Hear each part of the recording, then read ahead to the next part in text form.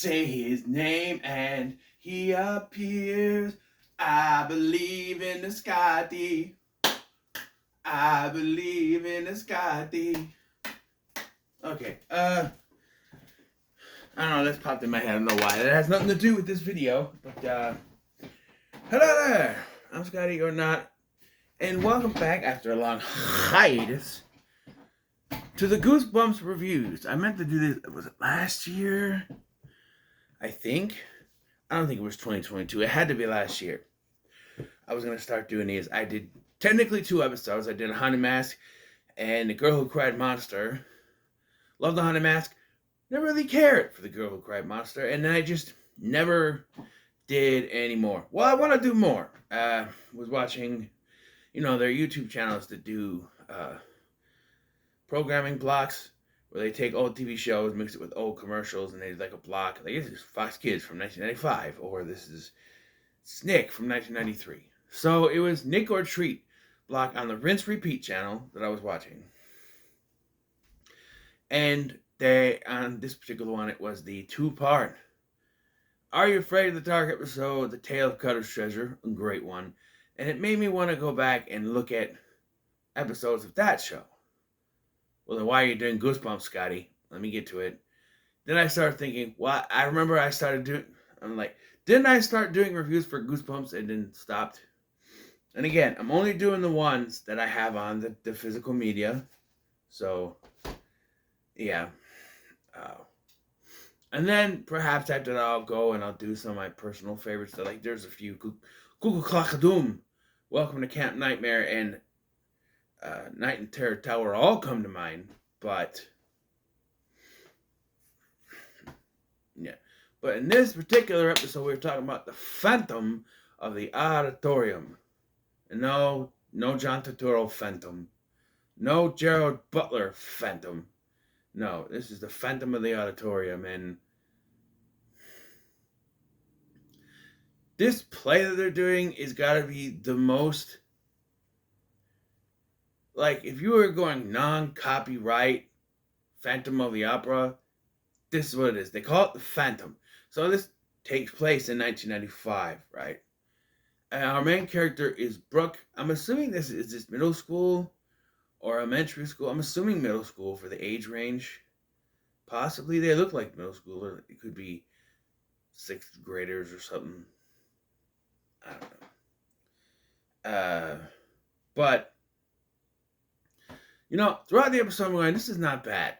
When it gets to the ending, though, it feels like they just had to throw everything at the screen. Like, this happens, then this, and this. Oh, no, it's this. And then episode's done. It's just like, because that half hour to do this. Or a book, you could take your time and write it. And now, I don't think I have this book. I have a few books. I don't. Let me go check over here with the books. I don't think I do.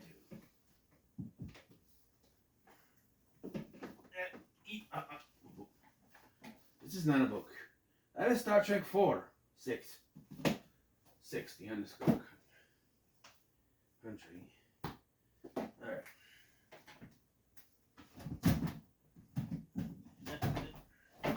So I have go through these.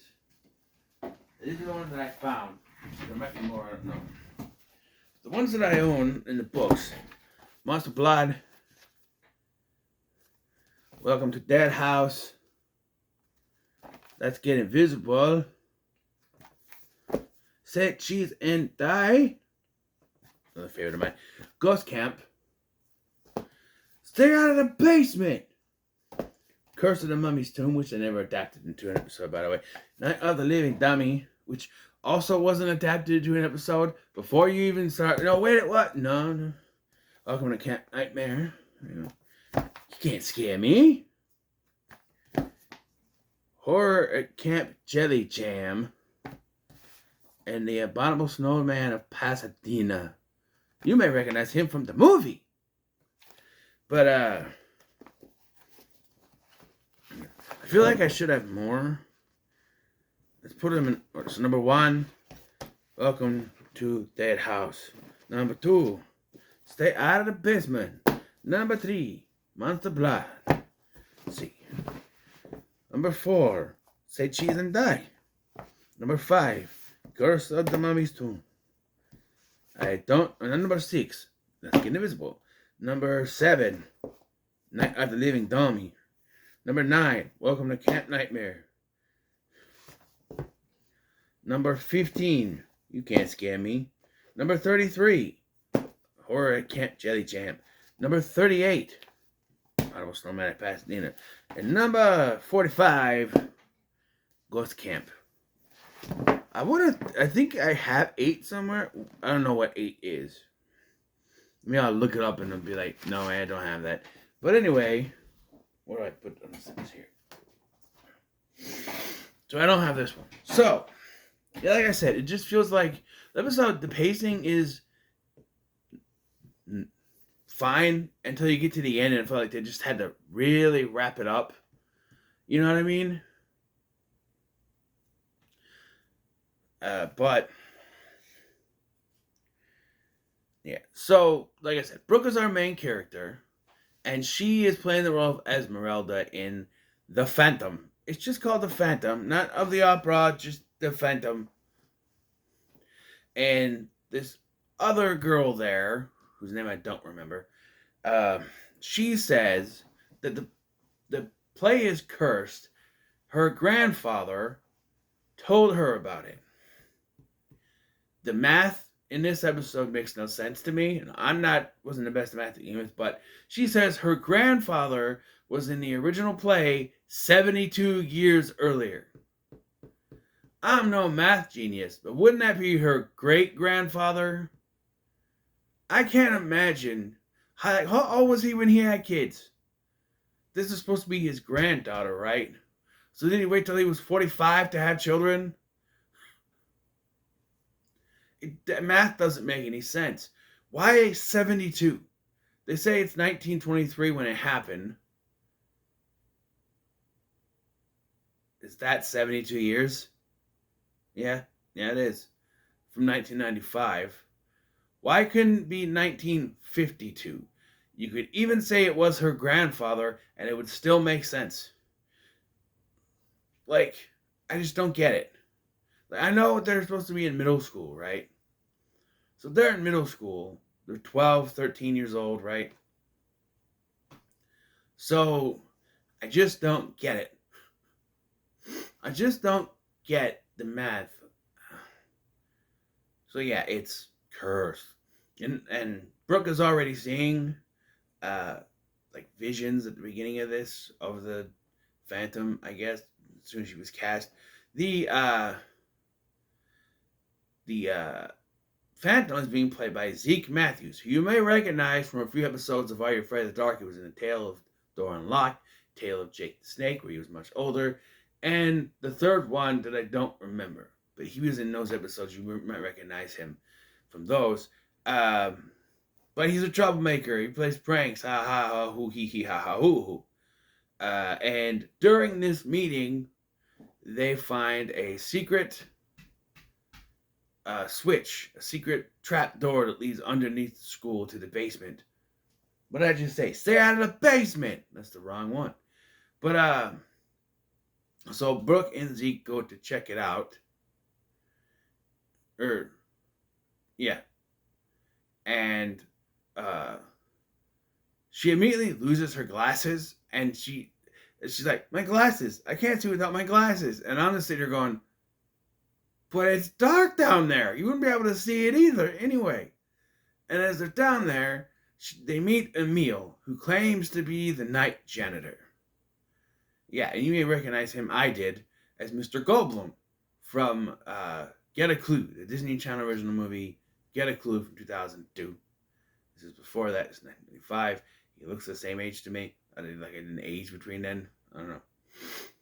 By now, he probably has, but you know. Yeah. So, yeah. The teacher here is played by Kathy Greenwood. She's one of my least favorite performers from Whose Line Is It Anyway? I'm sorry, she just comes across as annoying to me. And she's fine for most of the episode, because she comes off as playing stern teacher character. And then in the final part of the episode, it's just, I'm just like, okay, this is what I don't like about her. She's just way over the top goofy. Why do they insist on talking in a goddamn hallway?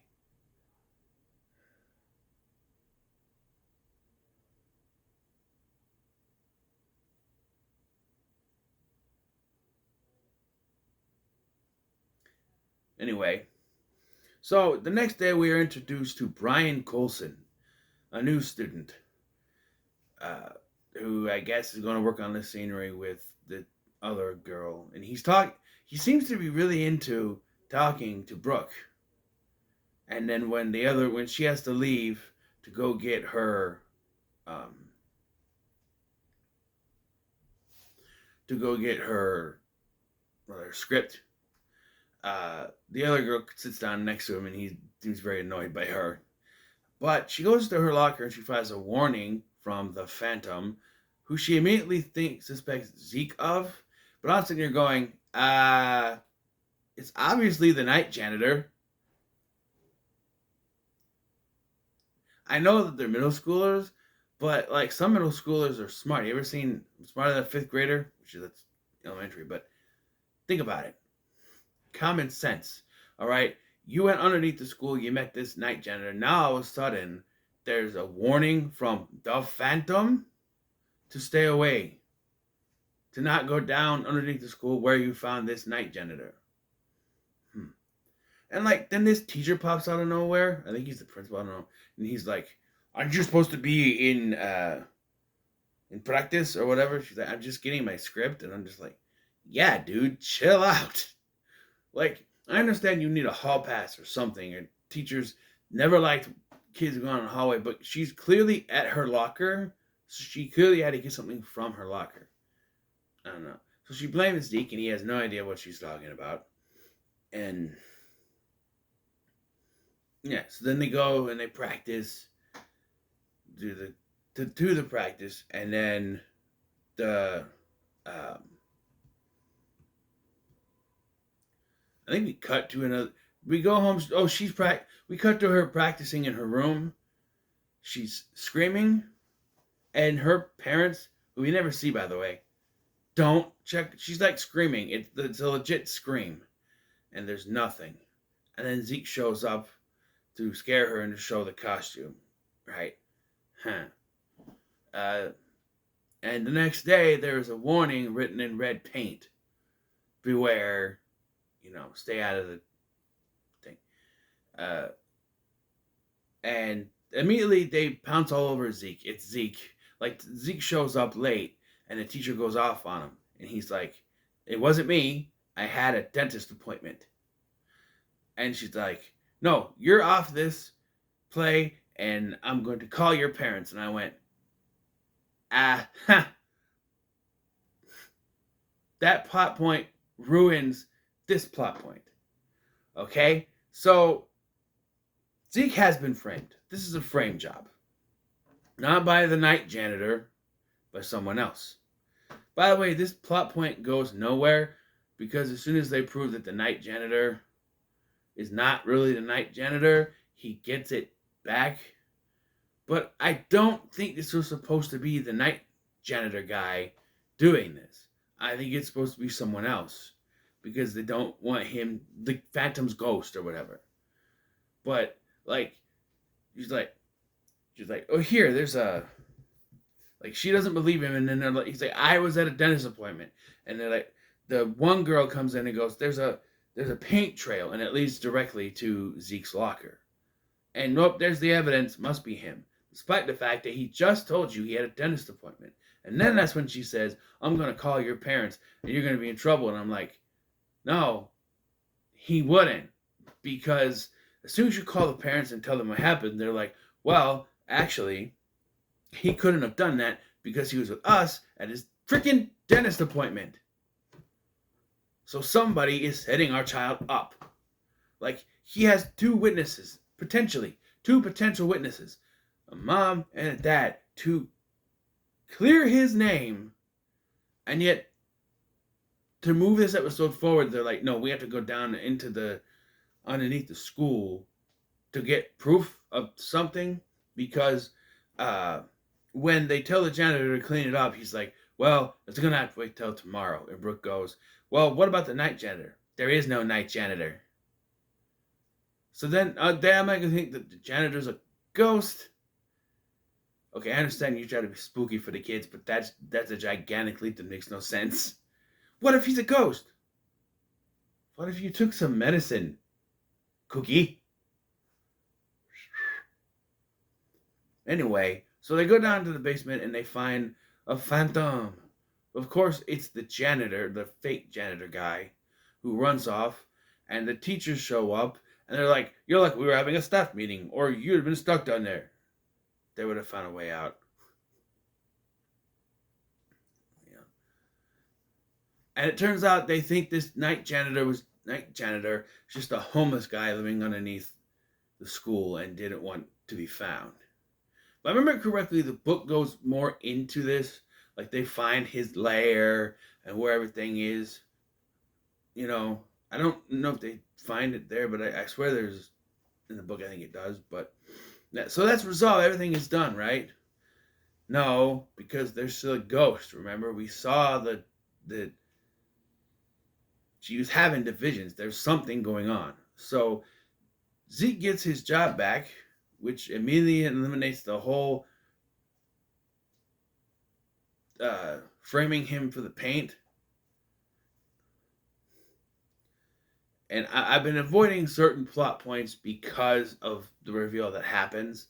I gotta go all the way through this again, basically, once the reveal happens. But they're on stage, and Zeke can't get the stupid thing to go up, and he gets attacked, and there's a real phantom now, and he does not say the lines that are supposed to be in the script. Instead, he claims to be the ghost of the kid who fell, because there's a story that back 72 years earlier, there was a kid. They don't say the name, and for something that's supposed to be legend, you think this kid's name would be legend, but they don't reveal the kid's name till the end of the episode, because if they did, you'd automatically know who it is. But although I will say there would be a way around it, I'll get to it. But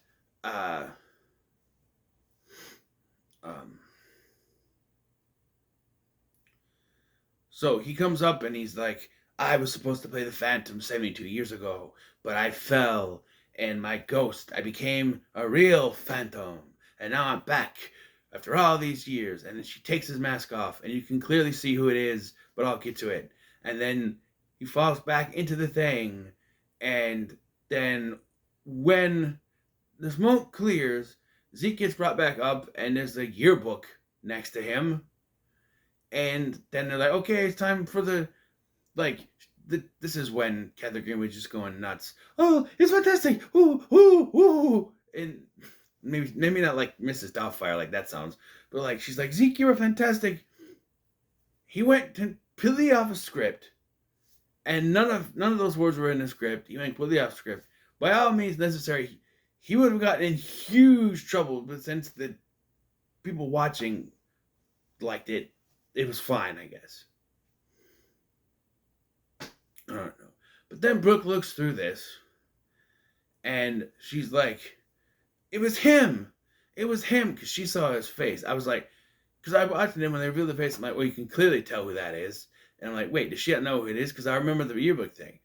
The yearbook doesn't tell her who it is. It's proof of who it is to everyone else. Look who played the Phantom in 1923. Brian Colson. And then the episode just ends. So yeah, it was Brian, this kid who shows up out of nowhere and barely has anything to do in this episode. He shows up, right, and talks to Brooke and Zeke and the other chick for a little while. Or the girl, excuse me. And again, he's extremely annoyed when Brooke leaves to go get her script, and he's talking to the other girl. He's like, because he wants to talk to Brooke, because you know why now. And so then it's implied he frames Zeke for the warnings so that he could take his place. But then he goes down with them underneath to find the night janitor, which ends up proving Zeke's innocence. And then he just knocks Zeke out and takes his place anyway. Kind of a stupid plan. But the biggest thing to come out of all this is who is playing Brian Colson. This actor was also on an episode of Are You Afraid of the Dark? He was the little brother in the Tale of the Quicksilver, but that's not important. No one cares about that. His name is Stuart Stone, better known as Stu Stone, as in, who we rolling with, Bob Saget? No matter who nobody does it better. Who we rolling with, Bob Saget? This motherfucker in a cardigan sweater. That's Stu Stone. It blew my mind. I saw Stuart Stone. It can't be. It can't be. And I clicked on the Wikipedia page and I went down. Sure enough, it is the same Stu Stone. Talk about a way to blow my mind, blow my mind, blow my mind. It just... yeah. This episode's okay, though.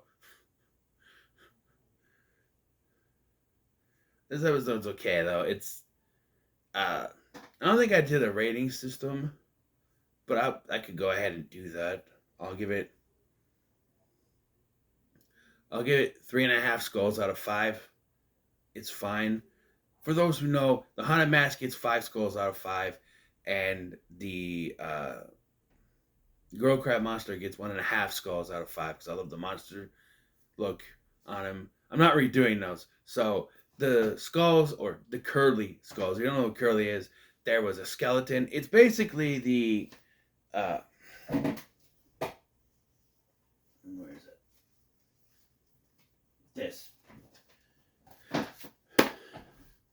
This. And they took one of these and became a mascot. Really? Curly? So it is.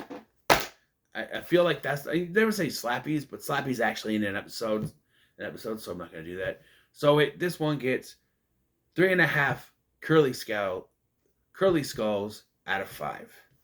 And like I said, Haunted Mask gets 5 out of 5. It's a fantastic episode. And 1.5 curly skulls for The Girl Who Cried Monster. I don't like that one at all. The effects are good. Eugene Lipinski is great in that, but no. And this one is fine. It's nothing. And we're going to be on the meh train, as the next episode is Piano Lessons Can Be Murder. There's only one notable thing about this episode, and it barely qualifies as anything good, but we'll get to it. Till then, what are your thoughts on the Phantom of the Auditorium? Let me know in the comments below. Make sure to like, share, and subscribe. Thank you for watching. I've been Sky, and I'll see you in the next one.